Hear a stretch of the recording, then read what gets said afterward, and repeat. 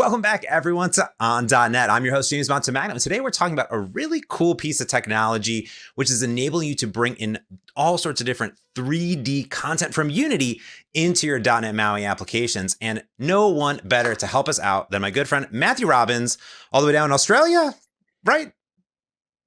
Australia, yep, Brisbane, Australia. Brisbane. First, I was like, I'm pretty sure it's not New Zealand, but no, it's Australia. Long time Xamarin and now .NET MAUI developer. You may know him from MFractor and speaking at tons of Xamarin conferences and communities and a whole bunch of stuff. It's good to have you back, Matthew. How you been? Yeah, good, James. Lovely to be back. Yeah, I kind of ruined a little bit about you, but I probably missed a whole lot because you've been in and around the .NET and Xamarin and MAUI community for a long time. So what else have you been up to in these like 10, 15 years? Oh, writing a lot of MAUI apps. Well, was Xamarin, now MAUI apps. Now I'm in my own startup. So I've taken what I love, which is rock climbing, and we're writing a really, really sweet little app about it. It was awesome. I saw on X when you posted about it and you're like, built with .NET MAUI and built with Unity as a library. And I was like, what is that? Like, how does this work? And then I download the app and I'm like, I know nothing about rock climbing at all. So I was like, I need to learn more. So I was like, what's a better way? I'll just have you on the show, talk about it. So talk about the app a little bit that you built and sort of the problems and the technology that you were looking for to integrate and like how that came together in the app before we kind of get into the logistics of things. Yeah, sure. So as a rock climber, there's a bit of a lack of high quality apps. So usually, so when we go out rock climbing, we're going out with either a guidebook or a website that tells us where the climbing location is and where climbing routes are. So currently, like a lot of these are very online centric, and they're very picture heavy. So someone's gone out and taken a 2D picture, and they draw on lines onto these pictures to represent where the climbing routes are. And often you'll need, like in the case of websites and the current apps, you'll need reception. So it's not very like offline helpful.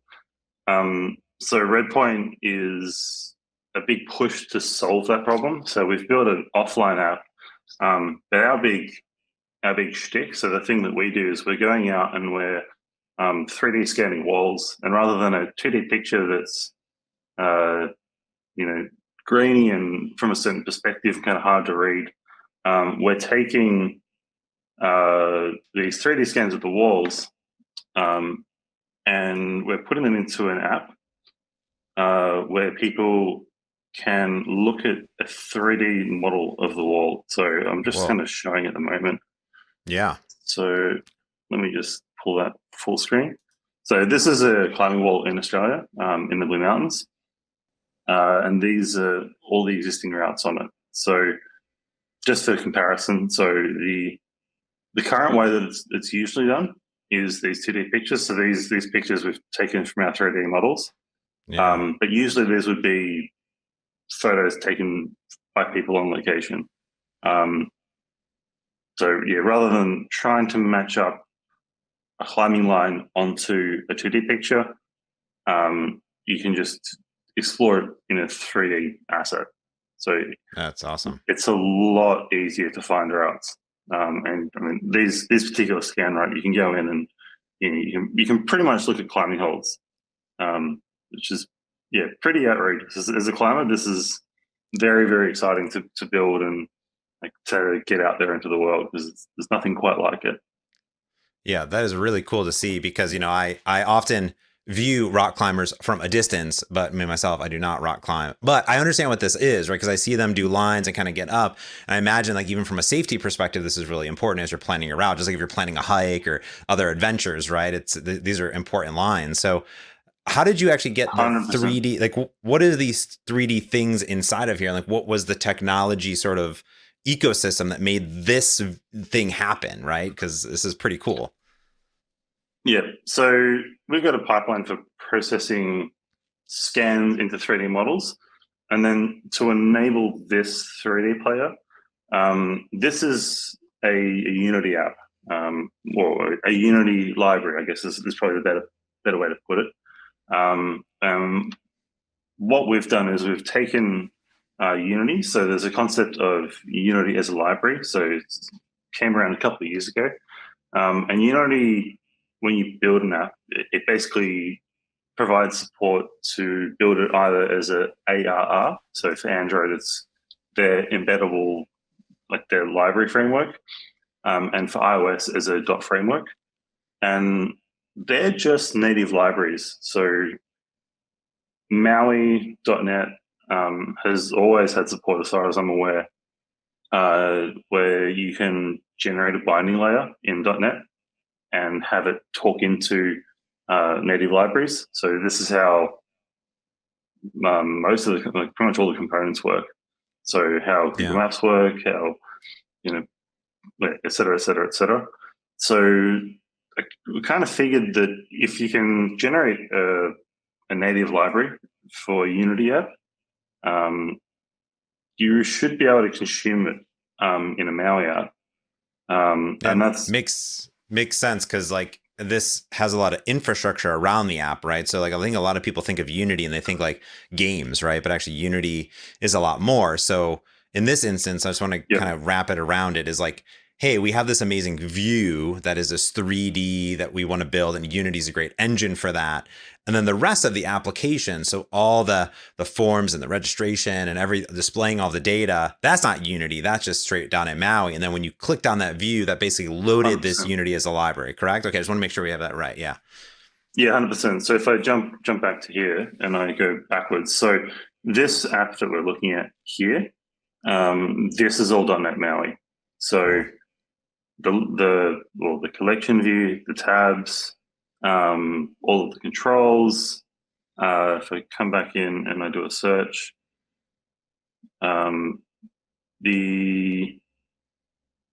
these embedded images. So this is actually all SkiaSharp. So all of this infrastructure, like the actual app itself, is all .NET MAUI. Oh, cool. And then it's only when I press Open 3D Topo will it transition over to, well, it's a Unity runtime that's running along, like, parallel alongside Maui. Nice. Or within Maui, I guess is probably a better way to look at it. Yeah, it's kind of like the same when people think of, like, let's say, Blazor Hybrid, for example. Like, oh, I want to run some web content. Well, in that instance, it's running web engine stuff, but in this instance, running Unity engine stuff, right? So it's just another type of thing that you can do. And I think like the cool part you're talking about is, you actually, like, how Maui is built is based on they create these bindings for the native libraries, right? Which is very cool. So. Yep. Yeah. So it's just the same technology, just applied in a different way. Very cool. Do you want to talk about a little bit, like, how did you actually do it, right? Like, what's the architecture like for this? Because it sounds amazing. And I know we want to get in some code, but like, yeah, what's the architecture like for building something like this? Yeah, sure. So here's a slide I prepared earlier. So in general, so the architecture is you have your Maui app, and that really just should be encompassing the whole, like the Maui box should be encompassing the whole thing, because it's everything runs inside this one single Maui app. But conceptually, in terms of like slices, you've got your Maui C#.NET code. So this is like your project. Then from your Unity app, you have a ARR or a dot framework. So they're the native consumable libraries, and they're wrapped in a .NET native binding library. So there's one for Android, one for iOS, and they basically give you the C# to Java, C# to Objective-C connective layer, basically. And then within your ARR, you have your natively compiled Android library. So there's a small plugin infrastructure. So there's some connective infrastructure that can then invoke and receive data from the Unity runtime. Likewise for the iOS, so you have the concept of a bridge. So the bridge can send and receive data into the Unity runtime. So really what happens is your page, your view model, your C# service invokes into a Unity bridge. We're sending some JSON payloads that goes into the native binding. So this would jump from native bridge to the Java bridge. Java bridge sends a message into Unity, and Unity can receive data back, and likewise for iOS. Oh, it's super cool. Yeah, I mean, it makes a lot of sense at the end of the day, right? Like having this bridge, that glue, that native binding is that glue that sits in between, really enabling you to just kind of do your stuff in Unity that you need to do, and then bring that directly into the Maui app. Yeah, 100%. And really, like the way you think about it is you're treating it like a client server relationship. So you're sending and receiving data. You build a protocol that can have the two things talk to each other. So it's not too much different thinking from sending a HTTP request and be all the your client server relationship is just happening in the one app. Yeah, that makes a lot of sense. Really cool. So I'm imagining here there's a little bit of code that you have to write. I'm assuming probably on the Unity side, then also on the glue side and the Maui side, correct? So there's kind of like code along the way. Yeah, so the Unity side is pretty light. A lot of the smarts has to happen in the Maui side. So this is my prototype Unity as a library Maui integration. So this source code is all available on GitHub, and it demonstrates the core principles. So we've got really everything hangs off this one class called Unity Bridge. And this has platform-specific code to either start up the Unity runtime, so load in the Unity runtime and then do the connections. So for the Android one, you see that it's registering content receivers. So just a way for Unity to send data into the Maui app and for us to do something with it. And then for iOS, loading up the specific Unity framework bundle. If we wanted to send data, this has a send content method. The way that I'm doing it is an event name and event content. So event name is in Redpoint's context is just a long predefined set of events that can occur in either the Maui app or the Unity app. And then event content is a JSON payload. Oh, cool. So we're using Newtonsoft like JSON or system JSON to just serialize and deserialize models. And that's how we're sending the data we need to send backwards and forwards. So this lets in the Maui side and the Unity side do something with some data. So in Redpoint's example, so let me just crack this open. So when I say I'll load in another route or another area. So when I press Open 3D Topo, it's sending a couple of send content requests with event names of like load this particular climbing area. Here's the data to load in, and then the Unity side of the app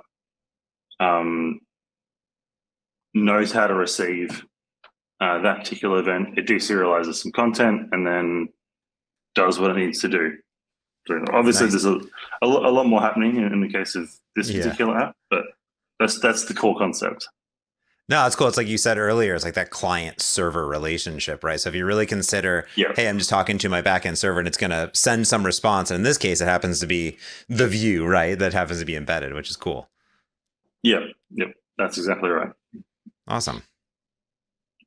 Yeah. And then there's a bit more infrastructure. So we've got native implementations of the bridge. So, you want to show and hide the Unity window. So in Android, it's an activity. So there's a standalone activity that just does everything that needs to happen. So this particular code was taken from the Unity examples of Unity as a library, and then Mauified, .netified, whatever.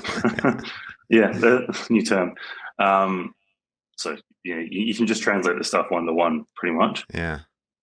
Then for iOS, it's a view controller, and that happens all within the dot framework. So there's a bunch of Objective-C code that, wrangles this stuff. And that is, let me find. So Unity as a library. So this is the original Unity app.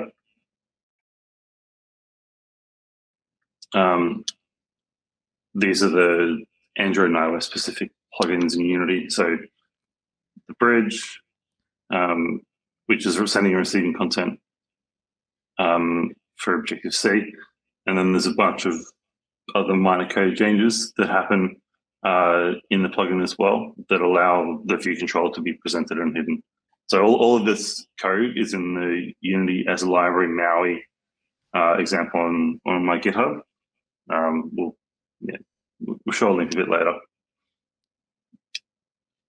Very cool. Yeah, and this really isn't too much code. Like basically you're just translating what was in the sample over and then just kind of doing custom stuff for you, right? Yep. Yeah, so the actual core connection is not too much code. It's all the, defining the protocol and making sure that the integration's sound and all the error handling and stuff. That's really where the crux of it is. But yeah, the connection is pretty straightforward, I guess, once you've done it. Yeah. So this particular part of it is the iOS specific implementation of the bridge. So yeah, we've got some listeners that get registered into the Objective-C side for sending and receiving Unity events, for sending and receiving for receiving content. Showing a window, showing the Unity window. Yeah. Nice.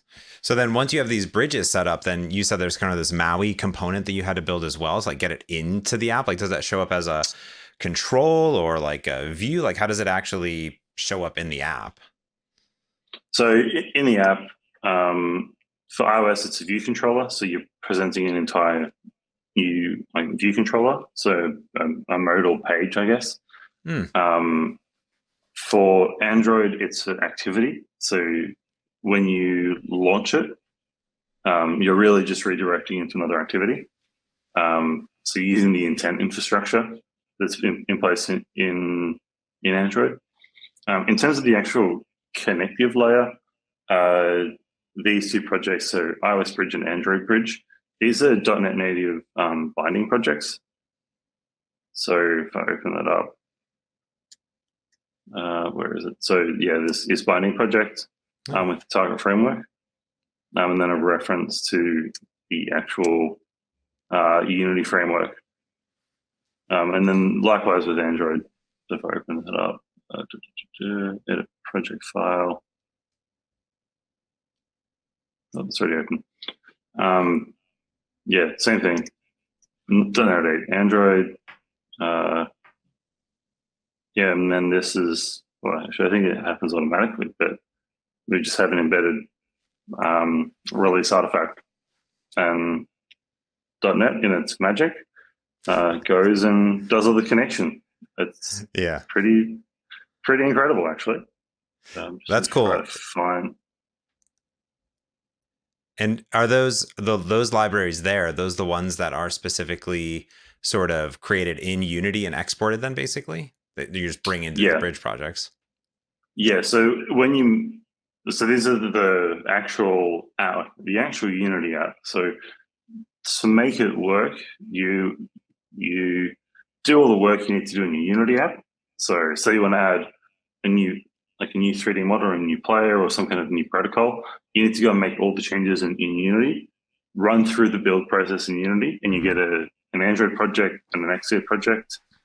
Then you need to recompile new artifacts. So you need to build a new AIR, you need to build a new framework, and then connect it back into the binding projects, recompile, and then the new integration. So it's a little bit of work when you want to make changes to the Unity side of things.